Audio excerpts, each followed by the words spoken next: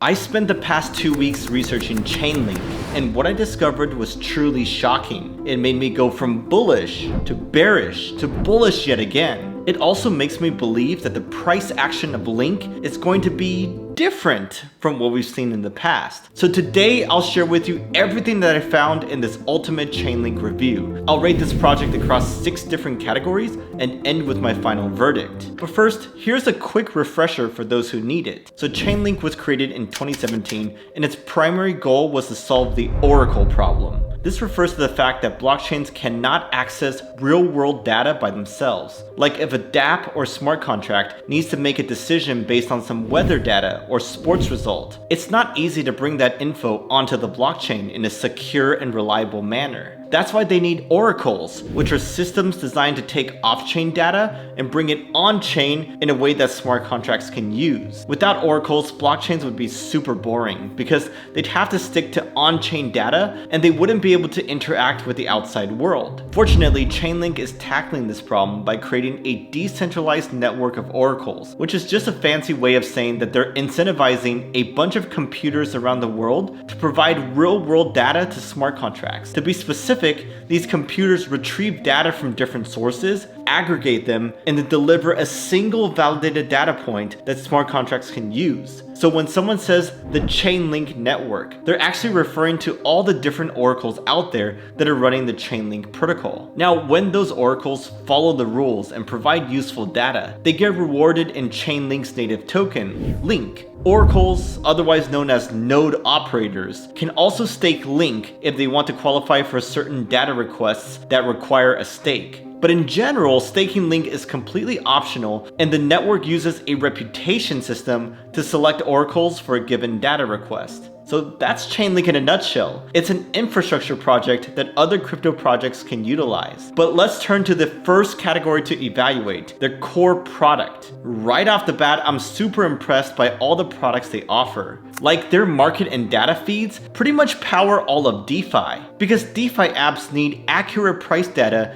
in order to do lending, borrowing, insurance, whatever really. So what better way to get that info than from a decentralized network of oracles that are incentivized to be timely and accurate. Chainlink also has a VRF product, which stands for Verifiable Random Function, and it provides a secure source of randomness that crypto projects can tap into. This can be used by blockchain games that want to give their players random outcomes, or NFT collections that want to generate trades in a random manner. Another really useful product they offer is called Chainlink Keepers, and this is a system that helps crypto projects automate their smart contracts in a seamless manner. For example, Chainlink can trigger a smart contract to execute based on a time schedule, or some on-chain activity, or maybe even a custom computation. One use case that this enables is limit orders on DEXs, because that's essentially just waiting for the price of an asset to hit a certain value before executing that trade. But I think the product I'm most bullish on is their new Cross-Chain Interoperability Protocol, or CCIP. This allows people to build cross-chain apps. So instead of deploying the same contract over and over again on different blockchains, you can deploy one cross-chain smart contract that acts like a unified application. For example, if the Ethereum name service was deployed using CCIP, then I could keep Kevin.eth on every blockchain instead of having to register different names on different chains depending on what's available. Now, the best part about all this is that Chainlink is blockchain agnostic. So all these products and protocols can run on different blockchains. That's why in terms of core product, I'm giving them an 8 out of 10. Big fan of what they've built so far, and I can't wait to see what they build in the future. But you may be wondering, do all these amazing products translate into actual adoption? Because we've seen so many crypto projects that look amazing on paper, but no one actually uses them in reality. That's why we gotta turn to my second category to evaluate, the growth and adoption of Chainlink. So if we look at their Q2 2022 metrics, they're now integrated with 12 different blockchains. They've surpassed over 185 million on-chain calls, and they've delivered over 3 billion data points on-chain. This is an incredible amount of usage for their products, and it's only going to increase as the dApp market grows. But if we zoom out a bit, we see that Chainlink has essentially become a monopoly in their niche. They're by far the largest Oracle project in terms of market cap, total value secured, and the number of crypto projects using them. Per DeFi Llama, Chainlink is securing more value than all its competitors combined. But this dominance also has unintended consequences, because if anything ever goes wrong with Chainlink, it poses a threat to all the dApps that use them. This isn't just speculation, by the way. We saw this happen a few times in the past, like during late 2020 when attackers spammed the network and was able to drain 700 ETH from Chainlink node operators. Or more recently, during the Terra Luna collapse, a project called Venus Protocol couldn't get proper data from the Chainlink price feed, so attackers were able to exploit them to the tune of $11 million. My only wish is that there'd be more competition in this niche, because that means more innovation, which means more robust oracles for everyone. That being said, it's not Chainlink's fault they're so successful, so I'm giving them a 9 out of 10 when it comes to growth and adoption. Now, so far we've only talked about the past and present, and you may be wondering, what about the future of Chainlink? Well, that's exactly what I want to evaluate next by looking at their roadmap. But first, a shout out to our video sponsor, Bitget. They are an up and coming exchange that I've personally been using for months now. They've got a ton of different features and a ton of different bonuses that you can get. But today I want to highlight an easy one that you can get by using my referral link below. Just simply sign up with my link to get $5. Then if you deposit money and transfer it to your futures account on Bitget, then you can get a refund of 10% of your deposit up to $150. So for example, if you deposit $100, you get $10 as a refund. And if you deposit $200, you get $20 as a refund. The minimum amount to qualify is $100, and they distribute the rewards on Fridays. So if that sounds interesting to you, then go check them out using my link below. Okay, so back to Chainlink's roadmap. Recently, they added this feature called off-chain reporting, which is super powerful because it lets oracles combine their data and validate it in a single transaction. This new approach reduces gas fees by up to 90%, which makes things more profitable and more scalable too. But beyond that, they have a whole slew of upgrades and features coming out as part of Chainlink 2.0. This next step in the evolution of Chainlink takes their existing decentralized oracle networks and unlocks their full potential. The team was like, okay, these oracles can deliver data all day, every day, but there's so much more they can do. For example, they could protect confidential data, sequence transactions in a fair manner, or even power decentralized identity systems. All these services are desperately needed by smart contracts and dApps, so I expect them to get used like crazy once they're released. They're also adding more staking features to the mix, like super linear staking, which makes it quadratically harder for attackers to successfully attack the Chainlink network. All of this is super promising, but the main problem here is that there's no clear dates for when each of these are going to be released. They say that version 0.1 of the staking upgrade will be released by the end of this year. But for everything else, it's still unclear of when we should expect to see them. That's why for future roadmap, I'm giving them a 7 out of 10. Everything looks promising, but you know how things go. Some of them may take years to be released, and others may just never come. Now it's time for the fun stuff. Let's talk about the token and evaluate the utility of Link. Right now, Link is used to reward oracles when they supply data to smart contracts. That's the main utility. Oracle operators can also choose to stake Link, but that's largely optional. If we look at the data, we see that most of the circulating Link tokens are being used for speculation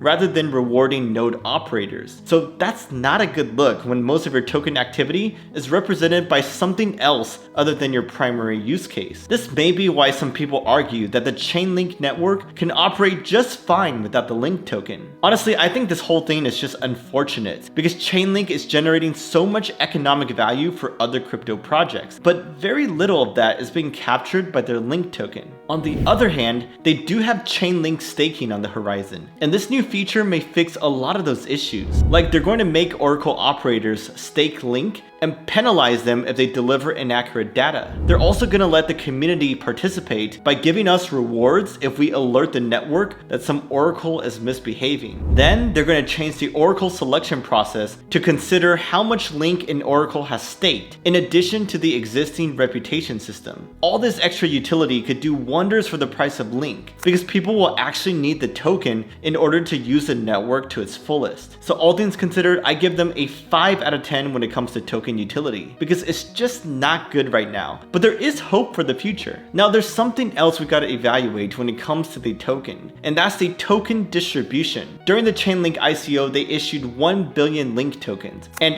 30% of that was allocated to the team, while 35% was for node operators. So from the very beginning, the team controlled a massive amount of the circulating supply. If we look at Etherscan today, we see that the top 100 wallets hold roughly 75% of the link supply. That is crazy centralized, and it gives the team and the whales the ability to force issues when it comes to governance. Some people are also upset because they've seen the team's wallet selling Link relentlessly over the past 2 years, and they accuse the team of dumping on retail without doing anything useful with the proceeds. Whether or not that's a fair take, we should keep in mind that 53% of the token supply is still yet to hit circulation, so there could be a lot more of the selling pressure for years to come. Now, I want to note that it's hard to tell what's true about this because the team isn't exactly transparent about their token selling activity. So a lot of the debate around this topic remains speculation. But at the end of the day, Chainlink is centralized, and they even have a 4 of 9 multi-sig configuration that gives 4 signers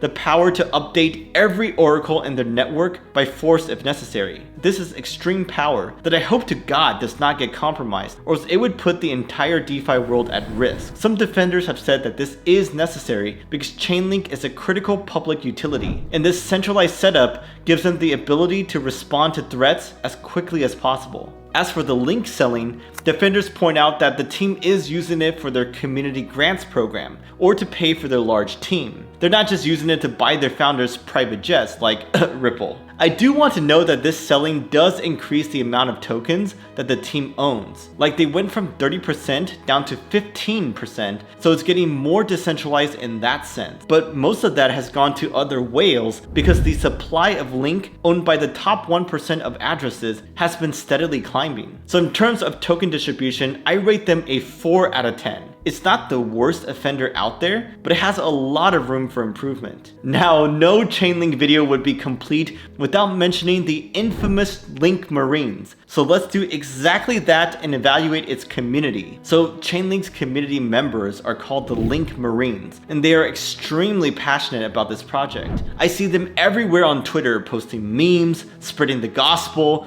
and just having a good time with each other. The good part about this is that an engaged community is extremely beneficial for a project. Just look at how far Doge and She were able to go with just a loyal and enthusiastic fan base. But the dark side of this is that Link Marines are notorious for harassing critics of Chainlink. Anyone who dares speak bad about Chainlink gets threatened or bullied by an army of Link Marines. They've even attacked famous builders that I respect, such as Hayden Adams of Uniswap, Rune Christensen of MakerDAO, and Nate Hinman of Bancor. I know this behavior is not unique to the Chainlink community, but I don't like it in general, so that's why I'm rating them a 6 out of 10 when it comes to community. I love the passion, but they gotta handle criticism in a more mature manner. Alright, it's time for my final verdict. Now, it was pretty hard for me to land on a final number because it shifted up and down so many times as I did my research. It started out high at like a 9 out of 10 when I saw the amazing products they built and their impressive adoption numbers. But then after researching their token utility and distribution, that made me sour a little bit and my rating dropped down to a 6 or 7 out of 10. But then I kept digging and I discovered all their upcoming changes that will likely fix many of my concerns. So I raised it back up to an 8 out of 10. And that's my final answer. Let me know if there's anything you agree or disagree with, and also watch this video if you want to see my similar review, but this time for Cosmos.